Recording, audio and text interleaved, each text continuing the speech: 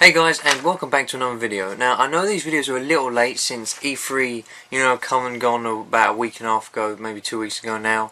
But I've been a little busy lately, just had exams and stuff, so didn't have enough time to get around to recording these. But finally got some time now, and just want to give you some thoughts and opinions on everything that happened at E3. Now, I'll do these in a few videos. The first video will be on, the big rivalry bit, the Microsoft versus Sony whole extravaganza, and then I'll do another video with Nintendo and third parties, and then I'll do a third video on my top 5 favourite games of E3 2013.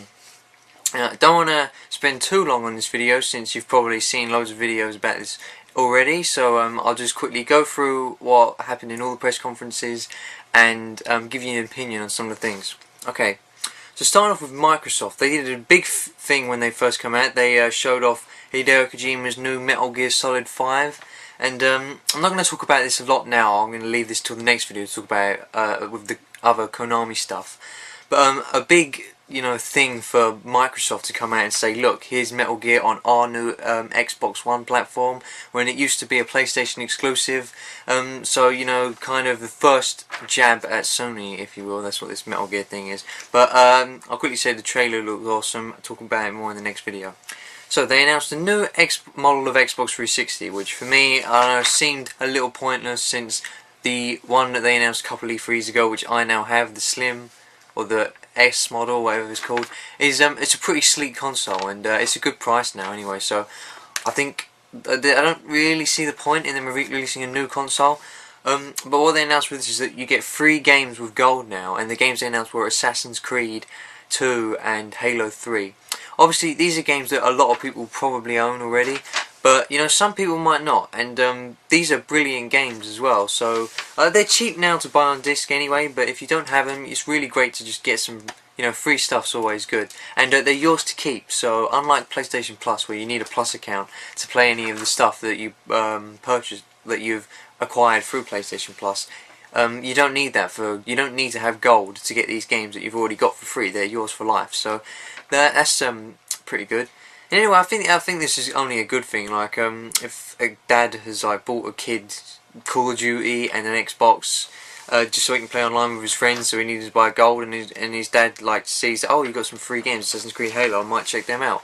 It's introducing new people into video games, and that's always a good thing. We always want to expand the audience, and yeah, I can only see a good thing for this. Next, they announced World of Tanks for 360. It's going to be free to play. Not exactly sure what this is, so another free to play game. Pretty cool if you're into World of Tanks. That's good for you. The next game they announced, oh my god, I did not have a clue about this game, and it blew me away. It's called Max. I think it's called Max: The Curse of Brotherhood, and it's about a little kid who curses his brother away. He says he wishes he was gone or something, and then he does disappear. And it's just this cutesy 2D platformer. It's right up my alley. I think it looks amazing. It got no coverage, but just this one trailer really has me excited for this game for the 360. I think it's an exclusive for the 360, and I'm going to grab it. This looks excellent. Next, they spoke about Dark Souls 2. Again, Demon's Souls, originally a PlayStation exclusive. It's now being shown at the Xbox One conference. That's always good. I played a little bit of Demon's Souls, but didn't play Dark Souls. So I'm not really excited about the next one. I wasn't really planning on getting it, but Dark Souls fans, it's good for you. It's going to be on the Xbox 360. Now we'll move on to Xbox One games. And the first one they showed off, I've got to admit, this is going to be probably a controversial thing to say, and I know I'm definitely in the minority when I say this. It was Rise, and oh my god, I know I'm going to be in the minority, and I know everyone's going to say I'm wrong. They should have kept it as a Kinect game. When they announced Rise as a Kinect game, slashing and shield, I thought that looked excellent. That looked so much fun. But it's no longer a first-person slash and shield Kinect game. It's now a third-person action game, and I'm afraid to say that it just looks, for me, it looks generic, and that's why I liked it as a Kinect game. It looked like something unique, and even I know why they've done it, because it's going to sell a lot more now that it's an Xbox One launch, big action game. But it just looks, for me, it looks generic, and I'm disappointed. I would have rather had the Kinect game. Honestly, I know I'm going to be in the minority when I say that, and being generic is, sometimes I like generic. Like, I want to play the new Deadpool game because it looks just like a generic action game, and that's why I want to play it. But when you do show off something that's unique, it's a little disappointing when you then show it off again and it becomes generic. Like Fuse, I think it's called. When that was originally the Insomniac game, I can't remember the name exactly. I'll put it on screen. I'll look it up. But that looked awesome. Then they showed off that it had changed to Fuse and it had become generic and a bit disappointing. Anyway, next off they showed Killer Instinct. Now, a lot of people were excited about this. You know, they just showed the logo KI, and I know Killer Instinct's a big thing, a big fighting game. My brother's just recently picked up the Super Nintendo version, so I'm probably going to be getting into it. But then later on they showed off it's going to be a free-to-play. You only get one character. I think you have to pay for more, you unlock more as you go along. Freemium games I'm not a huge fan of. So, and it's not being made by Rare. Big disappointment. But I've looked at more things about the game. Apparently it's okay. So, I don't know, it might be good. A Killer Instinct game, freemium. If you like your freemium games, I'm not a huge fan. So I probably would prefer it if it was just a put £40 down and get the whole thing. But if you like that, there you go. There's Killer Instinct. I know this is a big disappointment for a few people, Killer Instinct. But anyway, next game, Sunset Overdrive by Insomniac. And Insomniac, obviously, big exclusive company for PlayStation. Another stab at them. Sunset Overdrive looks okay. It looks pretty good. Like you kind of grind on rails and stuff, and it's kind of like a run around multiplayer first person shooter type thing. It looks pretty cool. Forza 5.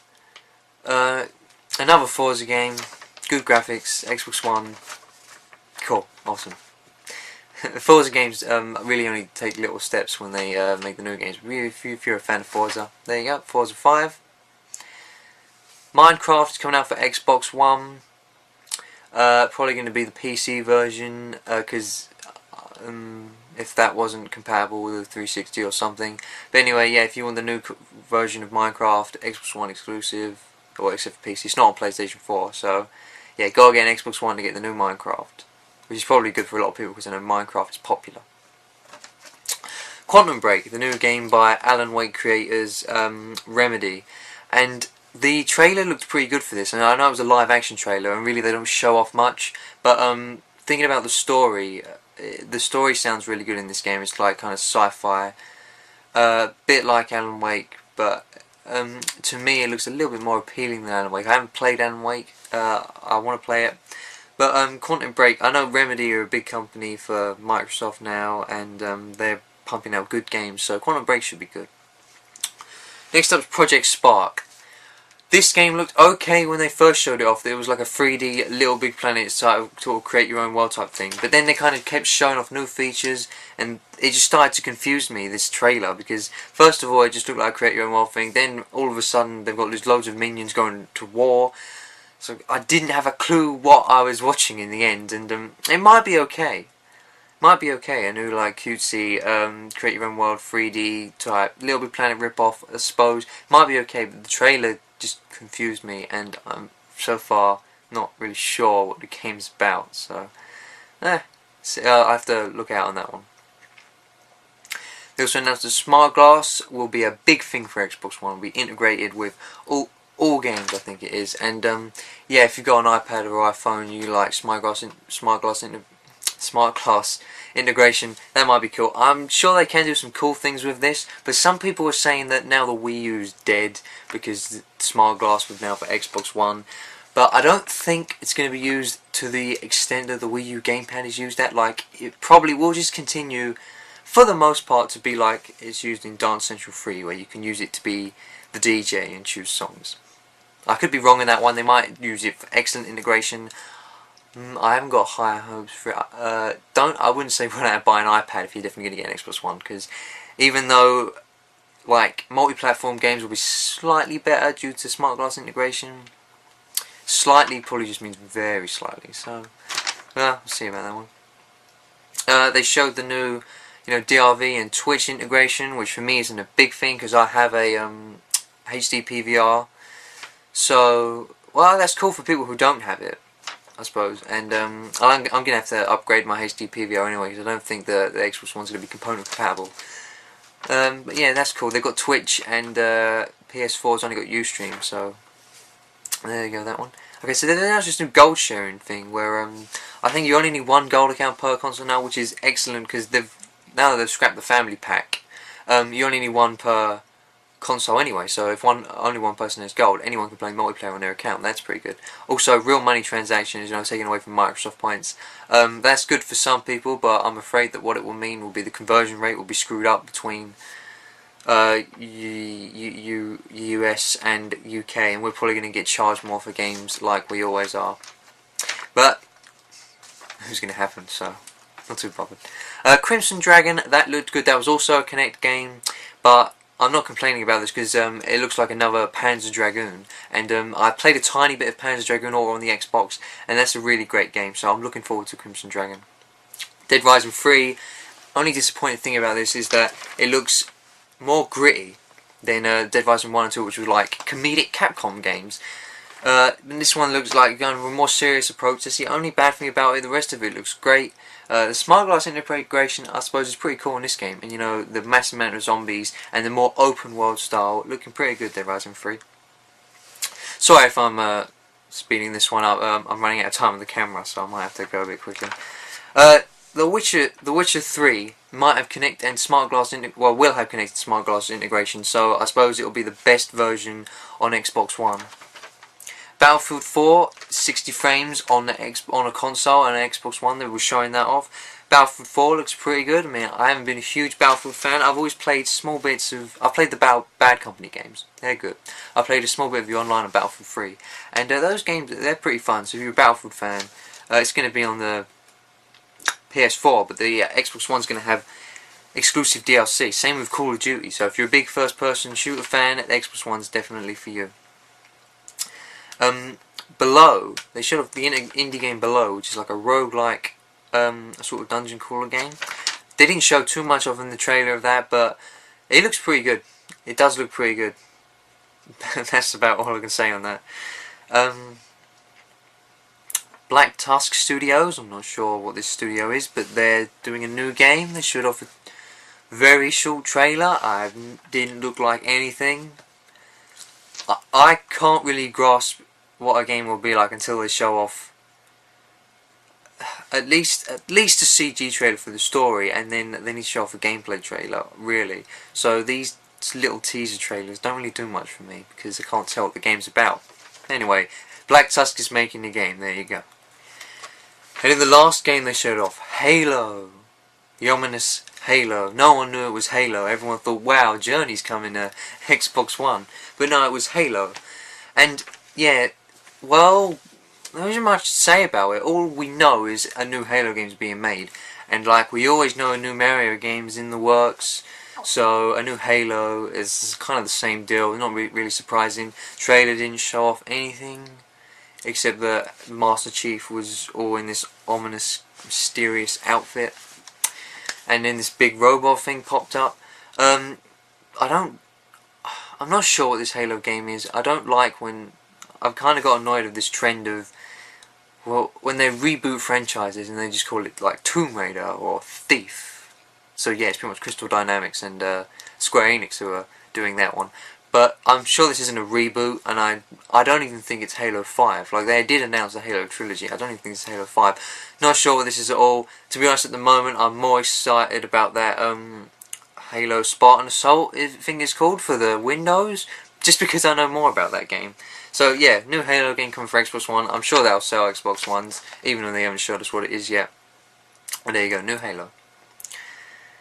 And then they announced, obviously, the release date of November, and the price of $499 and £429. I'm going to leave this until the end of the video to talk about, where I'll also talk about the Sony PlayStation 4 stuff, and then I'll give an opinion on which I think is better and whatever. So there you go, that's the price. I'm going to talk about more to the end of the video. And then lastly they showed off Titanfall, which is you know, the exclusive game that the Call of Duty guys are making, and it looks good. I think it looks good, but me and my friends, we have this kind of joke about like how like the Xbox 360 is the Call of Duty Halo console, where you go to get your first-person shooter kick. Titanfall just looks like a mix between Call of Duty and Halo, which I thought was hilarious. But you know, I do joke about it. I do like both those games. I do like playing them, so I do think this game looks good. Again, slightly generic, but I don't know. It has a kind of thing to it. The mix of the jetpacks and the robots and stuff. I think it's going to be a fun game. They haven't said much about it yet, so I don't know if it's actually going to be single player at all, or if it's just a multiplayer game. Not entirely sure, but it looks good, and I'll probably. Is it going to be? I think it's going to be an Xbox One exclusive. So, yeah, there's a reason there to get an Xbox One. This game was really good. If there's any disappointments from the Microsoft press conference, I'm going to say rumours were Fable 4. There was no Fable 4. They didn't even mention the Fable HD remake. What are they doing? Okay, moving on swiftly to the Sony side of things. Now, obviously, with most of their press conferences, they started off with a little PlayStation history thing, and they just went, you know, showing all their great consoles and everything they've got in the past, and you know, all that jazz. Lovely little montage. It was all peachy, and then they moved on to the Vita games, and they showed off barely anything to do with Vita at this E3 press conference, which is a shame because it's still, I want it still to be relevant. But anyway, they showed off, they said more than 85 games are going to be coming to Vita, whether that's, you know, PS1 and PS1 classics and stuff like that. It wasn't really said, but anyway, yeah, at least 85 games are coming to it. And they showed off the new Batman, Counter Spy, Doki Doki Universe, new Killzone, Dead Nation, Final Fantasy X and X-2 HD, Flower, God of War, and The Walking Dead. And you probably noticed that most of them are already available, or will also be available on the PS3. So it just seems that the Vita is the system for ports at the moment. And well, there are a couple exclusive games. I know Batman's going to be a different game to Arkham Origins, so that's pretty cool. But then also the Doki Doki Universe game looks pretty good, pretty neat as well. But the rest of the games, yeah, they're just ports really. Dead Nation, Final Fantasy, it's all just ports. And The Walking Dead's going to have exclusive stuff, but still, you know, it's available elsewhere. We want to see new stuff, or at least sequels. Killzone, yeah, at least that's a brand new Killzone. We see, at least getting like maybe I wouldn't say another Uncharted, but take any of your PlayStation franchises and put them on the Vita in a new way rather than just ports. Anywho, moving on. Next they showed off, you know, PS3 games. They started with The Last of Us, which is out now and got loads of good reviews. It definitely looks like an excellent game. I really want to check that out. And they showed another trailer. Looks pretty good. They also showed a game called Puppeteer, which is another like platforming game, which also looks pretty good. Doesn't look as good as Max, in my opinion, but still looks like a pretty good fun game. They also showed off Rain, which looks like my brother said it looks like the new Journey, like it might be the next good indie game. It kind of looks like a Silent Hill ghost story type thing. And watching the trailer, it does look like a really interesting game. Looking forward to Rain. Next they showed off Beyond Two Souls, a new trailer for that. That game looks awesome.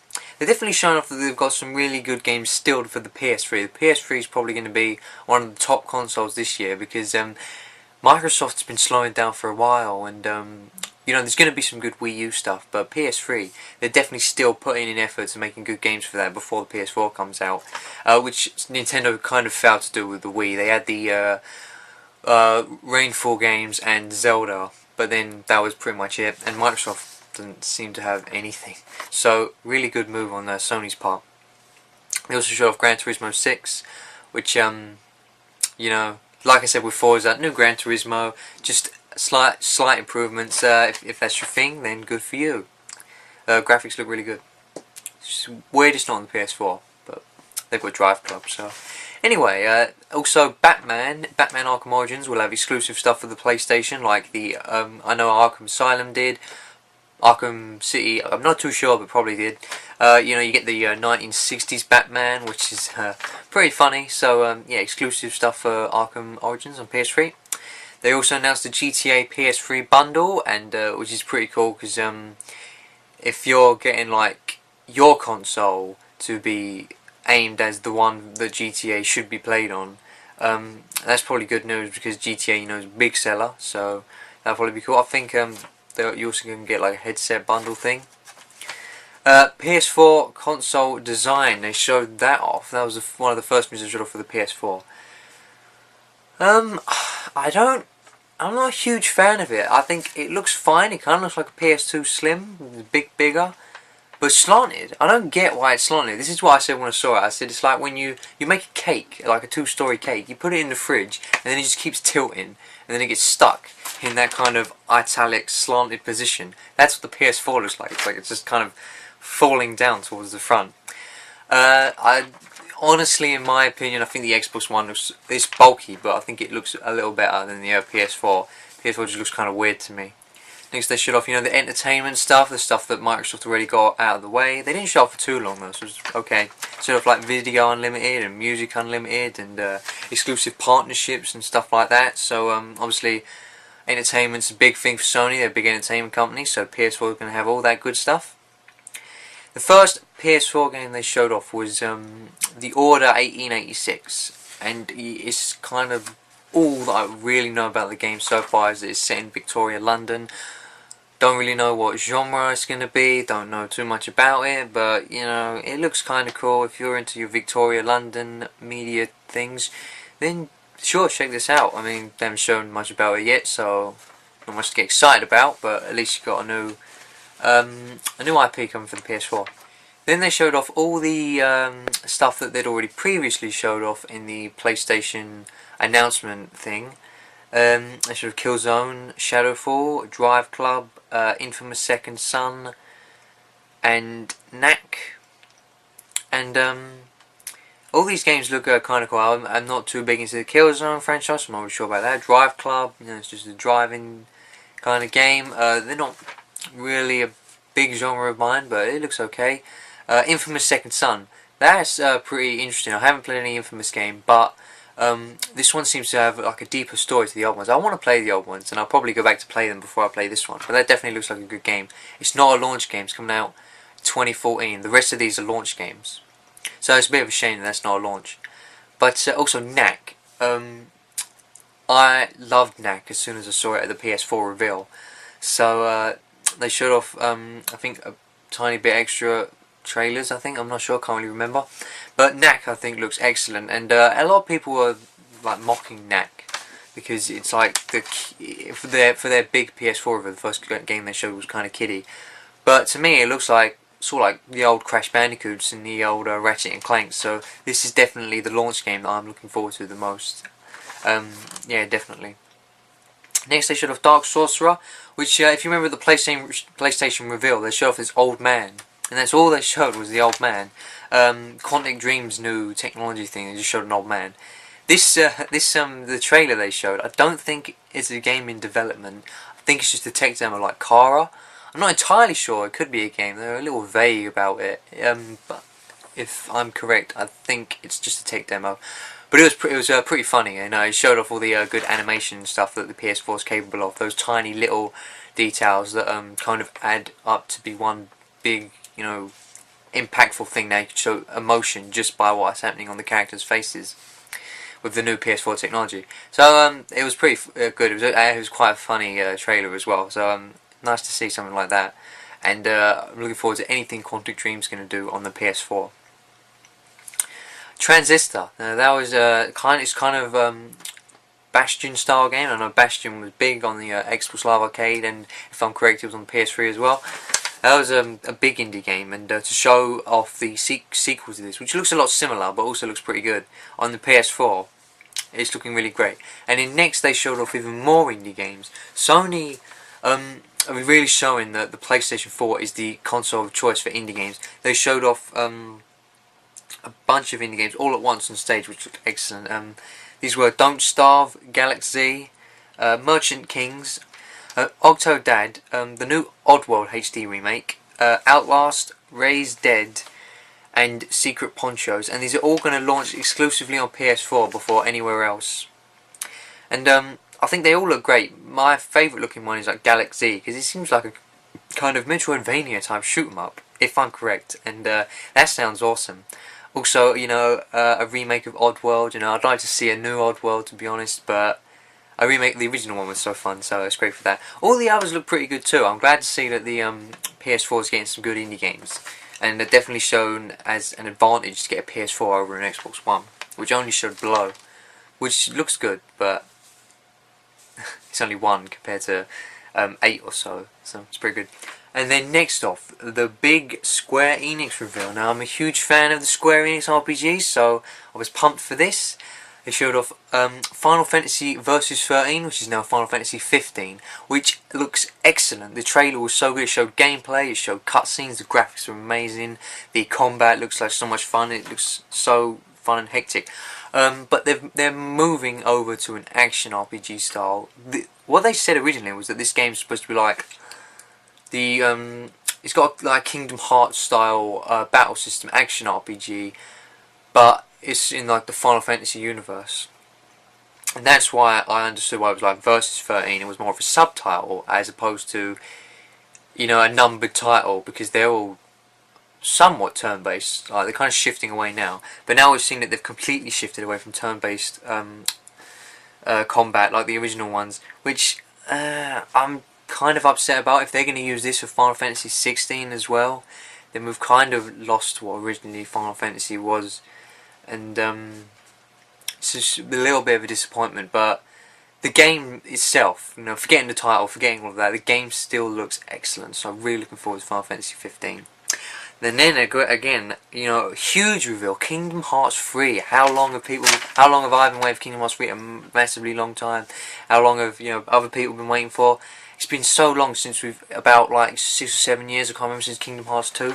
And I love all the spin-offs. Some people are pissed about the spin-offs, they just want a Kingdom Hearts 3.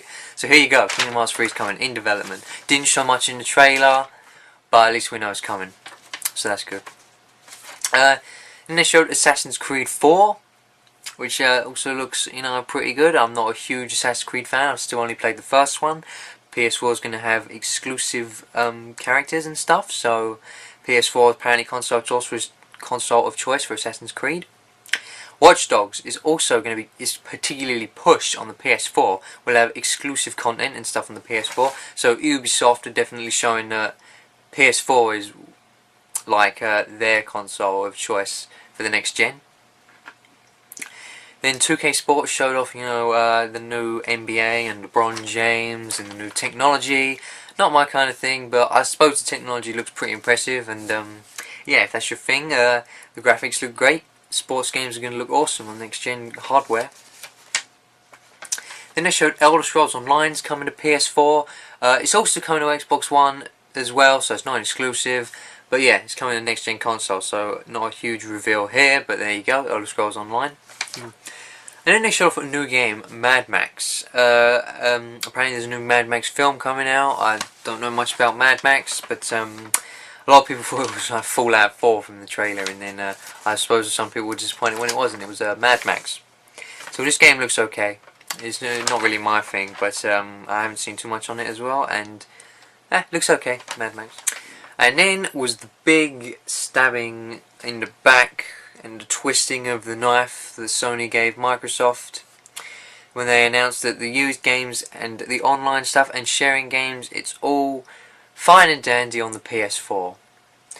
Now, that doesn't have as much impact now that a week ago Microsoft revealed that they're also going to do the same thing. But you know, when they announced that, everyone went crazy.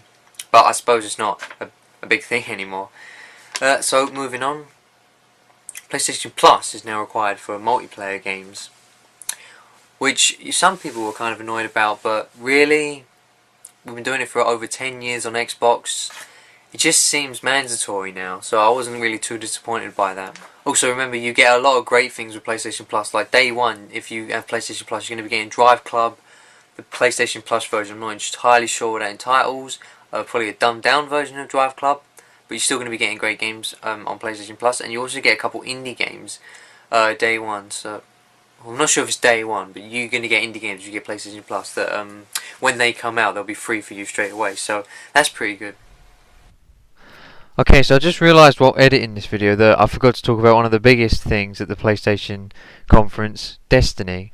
And obviously Destiny is the new game made by Bungie that it's being particularly stressed on the PlayStation and particularly pushed on the PlayStation as opposed to the Xbox One, which Bungie obviously made Halo games for. So this is a great thing for Sony that Bungie's new game is being pushed on their console. Also, they're going to have an exclusive partnership with Bungie and Activision, and exclusive DLC will be released either first or exclusively for the PS4 as opposed to the Xbox One. But in terms of the game, it looks really great. It's like a sort of multiplayer Halo type game, but like sort of MMO type thing. I think it's going to have like missions and stuff with all the high tech stuff of Halo. But it doesn't look exactly like Halo, so it looks like it's going to be a new experience overall. Really great game. May pick it up when it comes out. It does look pretty awesome. They then went on to announce that their Cloud and Gaikai stuff will be available in 2014 for the PS3, PS4 and PlayStation Vita. I haven't heard too much about this, so I'm not really sure what that entitles, but there you go. And then finally, the price, which was the real thing that took down the Xbox One, $399 and £349. A lot cheaper than the Xbox One. So now I might as well discuss, which of the consoles is better, which has their the ups and downs of each console. Might as well just start off. Okay, the Xbox One. Obviously, a week ago they announced that it's no longer doing the family stuff, the family sharing, the cloud stuff. I mean, they're going to have cloud integration into games. They haven't really said much about what that is yet, but they're going to have that. They're no longer doing the used games thing. They're no longer doing the online check-in thing, so the Xbox One is going to be very similar to the PlayStation 4 now, with none of those drawbacks. And I know some people were excited about the stuff that the Xbox One said they'd do, but honestly, I wasn't, because it really would have affected me, because I don't have the best internet connection, and if my internet connection drops, I'm locked out of my Xbox One. That would have sucked. So now really the only thing that's the deciding factor in getting a console is the price and the exclusives. We have some exclusives on the PS4, like the Killzone, Infamous. The big one for me is Knack. And then Xbox One, they did show off some good exclusives like Quantum Break and some other cool stuff like the Killer Instinct, if that's your thing. It didn't show Fable 4, that might have swayed me. But yeah, and Halo, so really now it's kind of about what franchises you like more. If you prefer Infamous, you're better off getting... If you prefer Infamous, if you prefer Killzone, if you prefer Uncharted, because the next Uncharted is going to be on PS4. If you prefer any of that stuff, you're probably better off with a PS4. So if you prefer Halo, Fable, Gears of War, and exclusive stuff for Call of Duty and Battlefield, you're better off getting an Xbox One. So I can see a lot of the original COD FIFA players will be getting Xbox Ones. Don't think they'll be moving over to PlayStation 4 because they always seem to have 360s anyway. And there'll be great stuff on PS4 for people who like the PlayStation exclusives. So what console am I going to get? Well, this generation I've got on all my multi-platform games on Xbox 360 just because it had a better... I got a 360 first. That was really the reason. I go for like Rock Band, and because I knew Rock Band was better on the 360 because all the songs came out on 360. So then I kind of expanded from there, and I realised Xbox Live was pretty much better anyway. And then I haven't actually had gold for like about a year now, so that kind of didn't matter. But the achievement system I preferred as well. That's all why I got 360. A lot of that doesn't matter to me much anymore. So the price is a big thing for me. I can only afford to get one console at launch. I won't be able to get both or at all. So it's the difference between getting an Xbox One and one game, or a PS4 and potentially 2 games or 3 games. Okay, here's the thing about the price. When the Xbox One price was announced at $500 and £429, I figured that was understandable. I figured that's probably what the next gen's going to cost anyway, because for the amount of stuff you're getting on the Xbox One, and it's not just like a buy it now and play it for a little while. It's like a 3, 4, 5, 6 year investment. When you're buying this, you're going to be using it for a long time. if it doesn't have the Xbox 360 problems and break, which I'm hoping it doesn't.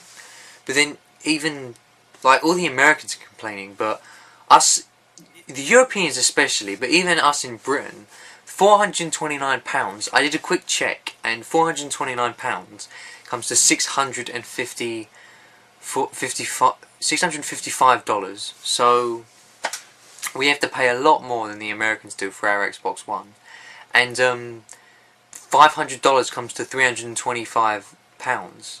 So we have to pay like an extra £100 or an extra $150. So if I'm paying a lot more than, if I was going to get an Xbox One, I was paying a lot more than what the Americans want, and I'm not complaining. I'm not really sure why everyone is moaning about it. And obviously the PS4, you know, it's slightly cheaper, but still, our PS4 is more expensive than the Americans' Xbox One. So it kind of annoys me when people are complaining, especially when the Americans are complaining. I know it's kind of a lot of money to ask, but did you not see it coming? That's kind of the thing. So yeah, that's why I'm not too like bothered about the price, because I kind of saw it coming anyway.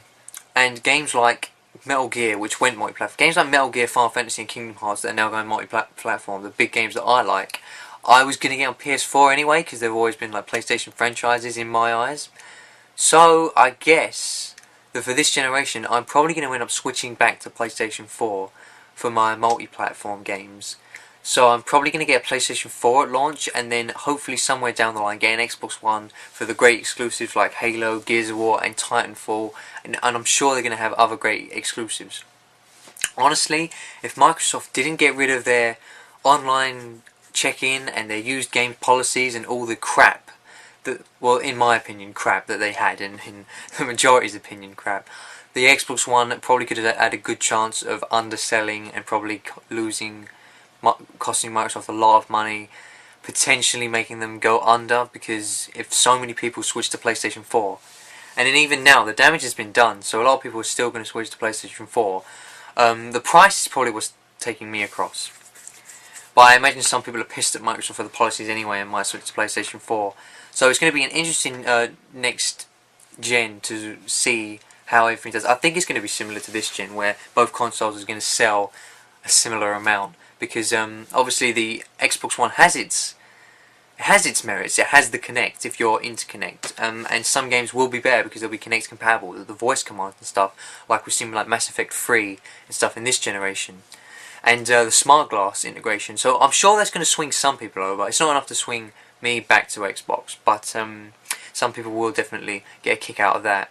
And you know, exclusive DLC is also a big one for Xbox. But we've also seen that there's also exclusive stuff on PlayStation 4. So this one is really, if you can afford to get an Xbox One and the price isn't the problem, it's really just the games and the exclusive stuff. That's all that it is now, because there's no stupid policies. It's just the games and potentially the price. But yeah, it'll be an interesting next gen to see what happens. I'm guessing PlayStation 4 will probably do better out of the gate.